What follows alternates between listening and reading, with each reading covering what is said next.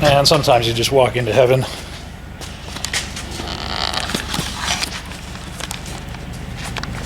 That's the first thing you see when you walk in the door.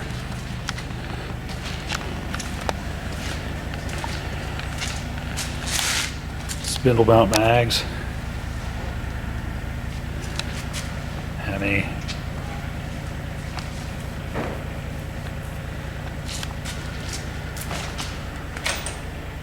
Not sure what that is.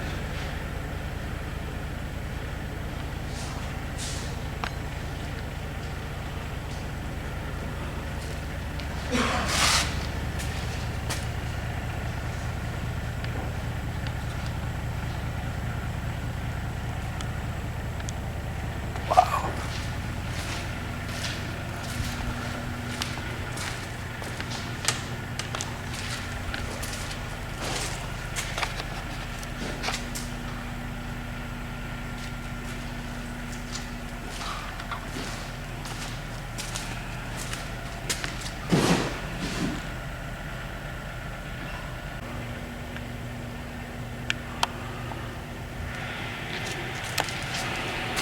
He says he actually runs this one.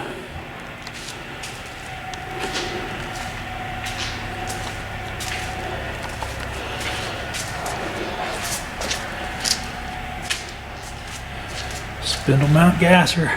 Nice. Well, it is gorgeous. It's starting to melt, I think. It's interesting that the washboard road is not frozen over, whereas the asphalt is.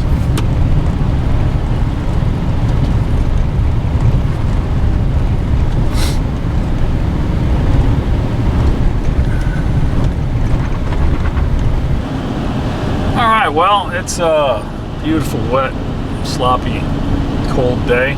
It's 30 degrees. The roads are actually better now than they were when I went over to this gentleman's property.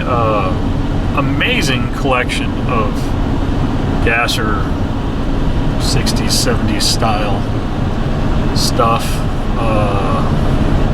He actually told me he has a 41 Willys gasser. It's called Duffy's Toy. So very interesting gentleman, done some neat things. I didn't feel like recording in there for very long. He gave me permission to take some photos and take some footage, but I didn't want to spend the entire day sitting there talking about cars, because I do have to get back to Columbus, and I got a 3-hour drive ahead of me. So I'm sure he has some amazing stories to tell. Had a very nice time talking with him about some things, and just an absolutely stunning collection of stuff. He actually just purchased another large building with a bunch of stuff in it. Huge parts and engines and memorabilia type deal. Basically, he buys this stuff and then he resells it. It's one of his side journeys in life is doing that, and that's pretty cool. But I got a 322 Buick Nailhead. I guess that would be number 3. I looked at the sides of the block, and it didn't have any signs of breaking. It didn't. All the block plugs are still in their factory locations. It does have a starter on it. 2 right-hand exhaust manifolds. Unfortunately, it wasn't a matched pair, but it's all right. It's a step in the right direction. A 4-barrel intake manifold, which is good. That's the best intake you can get, and those are kind of hard to come by, actually. It's a 56 block, so it should be the 220 horse camshaft. And what else? Automatic flywheel, crank rotating assembly. Don't know if it's free or locked. It's probably locked up, but if it's the original bore, we'll knock it apart and bore it and clean it, and that'll be our block. So that's a step in the right direction. What else did we have in there? I think that's it. So I'm gonna drive 3 hours, get home, and you you guys can tune back into me knocking this engine apart. This one had a rear sump, but it's not a shallow front. It's like a 3-step pan. I think he said it came out of a sedan, and being a 56 block, it was probably a 56 4-door car. Surprisingly, with a four barrel. I would think most of those would have come with a 2-barrel, but we'll see what happens. Let's get it apart, see what we have to work with. He gave me a nice deal on it. Let's keep moving forward. Buick 322 Nailhead stuff. Oh, I gotta turn. See you guys in a bit.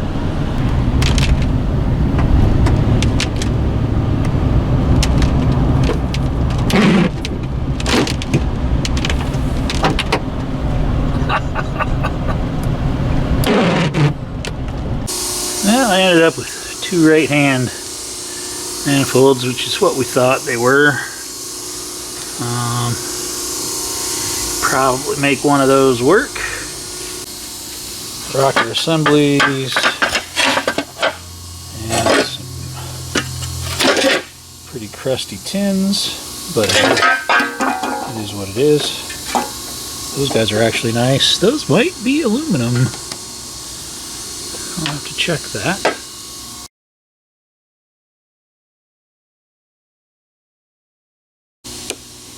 Those are the 53.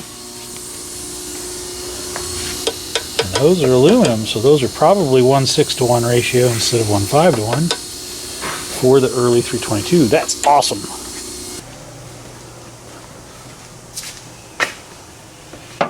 Alright. 1169 384, 1956 block.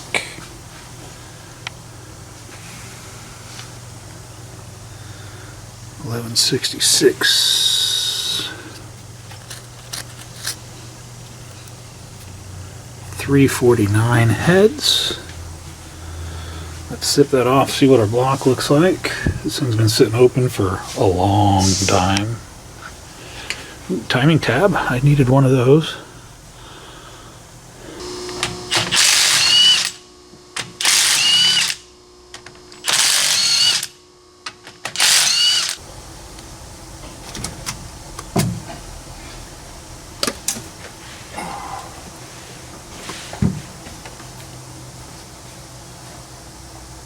Stock pistons, stock bore, factory steel shim head gaskets. It's a different piston than the 63. It's got more of a valve relief to it. I wonder if these are a higher compression engine. I know the 56s were rated at 220 horsepower, where the 53s were rated at 187, I think.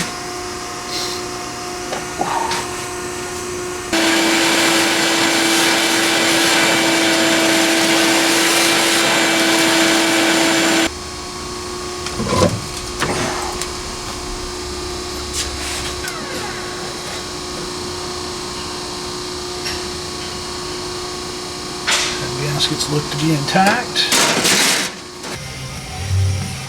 Well, there you go, folks. We'll leave this one here. Third time's the charm, hopefully. That block looks like it's in good shape, although so did our other one before we cleaned it up. We'll hope for the best. 322 Buick Nailhead. The idea is we're going to use that motor with a nice rebuild to put in our customer's 53 Buick to get him back on the road and get that car moving, and so we can diagnose every other issue that we need to diagnose. And then when we have his motor rebuilt, which is the original motor to the car, we can swap-a-roo those back, and then that motor that's sitting back over yonder will end up going in Rich's 41 Ford that's outside. This thing that you guys have probably never seen on the road. But the idea is to be able to put that motor in that car so he has a hot rod Buick motor in his 41 Ford. That's the plan. Hopefully it goes through checks and everything's going to be fine. Hope to see you again on the next one. Take care. We'll see you. Bye-bye.